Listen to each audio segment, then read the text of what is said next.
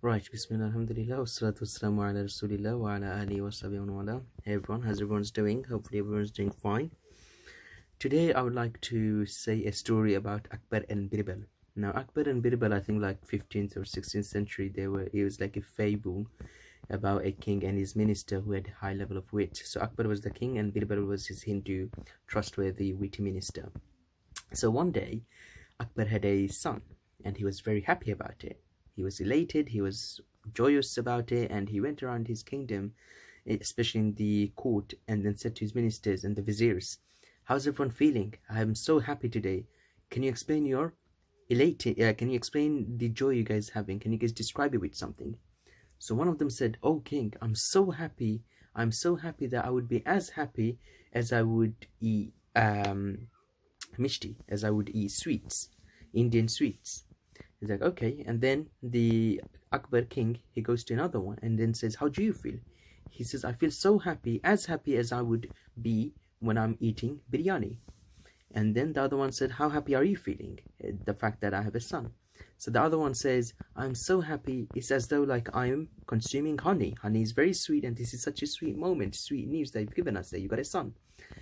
And then Birbal, the witty one, he was a bit quiet. He wasn't saying anything. So the king turned around to him and then said, "Birbal, why are you so quiet? Are you not happy?" He's like, "Of course I am." So he's like, "Then tell me, describe your happiness to me." So Birbal said, "I'm as happy as I would be after I would relieve myself, after I would do number two." So everyone was shocked of what he just said, because everyone was saying we would be happy after eating, drinking, XYZ, and this man goes after relieving himself. So the king was extremely angry and then said, "Guess what? In 10 days' time, you're going to be put to death sentence." And then he's like, "Well, I just give my opinion. Like, I would be happy. I would be as happy if I was to be relieving myself." So he went home now, and then his wife was like, "What's the matter? You look so distressed." She said, "Look, the king had his son, fantastic." And then he was saying, "Describe my happiness." So I said, "I felt happy because I felt as happy as I would be if I was to relieve myself." So she said, "Don't worry. So since you're going to quote unquote pass away, you're going to be put into death sentence. Call the king to our house for a feast." He's like, "Why?" He's like, "Don't worry, I'll tell you why. You'll see why."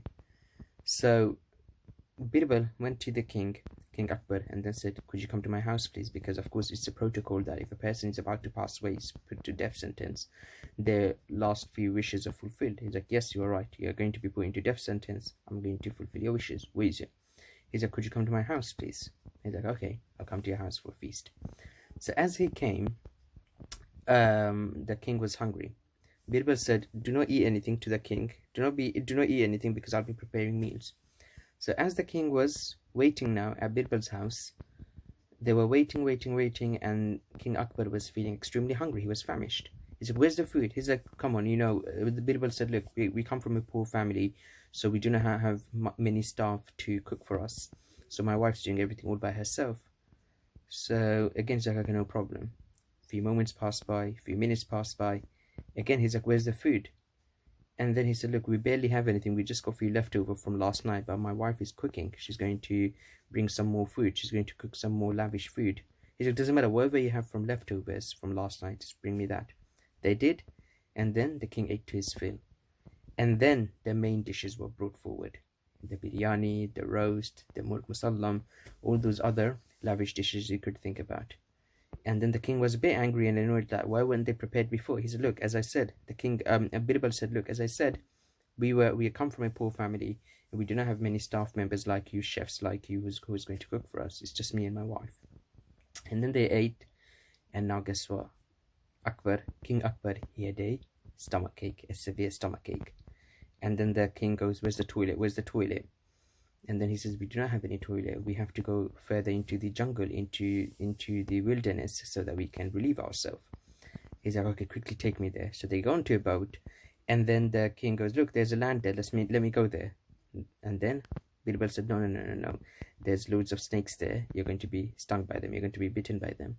He's like, "Okay, fine. Quickly take me to another place in a safe area." And another land came, and then he was like, the King Akbar was like, "Yeah, take me there." He's like, No. There's like lions and tigers den there. Don't go there." And then after this, another land came, and then Akbar just couldn't hold himself anymore. He's like, I don't care what's there, just quickly. So now again, he can appreciate he was in his royal attire, and now he had to go toilet. He had to relieve himself. He didn't care about the attire. Like everything got muddy, everything was dirty, was stained, and then he relieved himself and then came back. And then Birbal goes to him, how do you feel? He's like, I just feel so relieved, so happy. And then Birbal turned around and said, that's how exactly happy I am when I found out that you got a son. And then the Akbar realized what Birbal meant and then let him go. So this is a funny anecdote that I wanted to share with you. Thank you.